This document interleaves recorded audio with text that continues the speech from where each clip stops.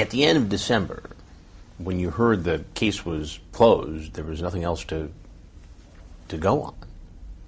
What did you think? Well, I've always hung on to, every time we thought we got down and out,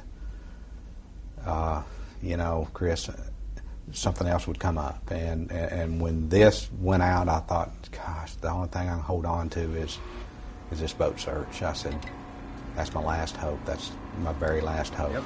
Well, your boat says it all. Persistence. Yeah. And I've been persistent. Chris, there's been times, I'll be honest with you, you look up in the sky at night or get up and you can't sleep. You look up at the stars and say, God, help us. Answer some prayers for us. And, some people think, you're crazy or whatever, but, prayers are answered. And I look back now and I said, that prayer was answered. And I've always said, you got to keep God on your side, keep praying, and keep the faith. What has this done to you personally? Well, it's,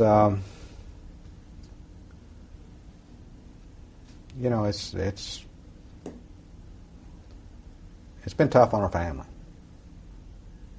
But you've always got to find ways to, persevere and continue moving forward. How do you cope with all this?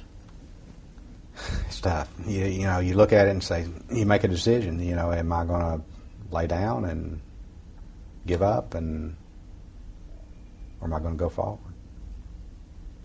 I've never been one known to quit. If I think I've got a chance, I don't care how big you are, small you are, whatever, I'll take you on. And I think that's what me and all these other people who have volunteered to help out is, if we think we've got a chance, let's do it. Is there anything about this case, your efforts, your daughter, that people don't know? Well, I think the one thing that is maybe not out there as much as it should be is that we've known for a long time that it's too late for Natalie and that it's too late for our family, but it's not too late for 27 million Americans who travel internationally every year. And what I want to do now is I want to share those hard life lessons, and I feel as if I'm in the ability and position to do that. And the hard life lessons and giving that heightened sense of personal safety awareness to their young adults. And that is what I want people to know, that I am in that position to do that. And what's the most important thing you tell other parents? The most important thing is it's communication, and it's information, it's education. It's prepare yourself, and education is the key. It's huge. And there's so many things that we can do to educate our young travelers to keep them safe, because I am in no way discouraging international travel, in no way. But what I do want to do is really encourage a safer way to do it. And that is where I am now. We know with Natalie, there are so many things that we could have done in order to prepare ourselves a little bit better. And I think that's all as parents that we want to do, is we want to make sure that we've given our children the education. We want to give them all the necessary tools and rules they need to equip themselves. So I feel as if that's,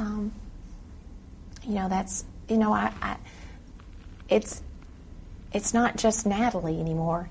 It's everyone's family that you would want to help ensure a safer trip. And not only that, even look at the bigger picture, even beyond education. It's legislation.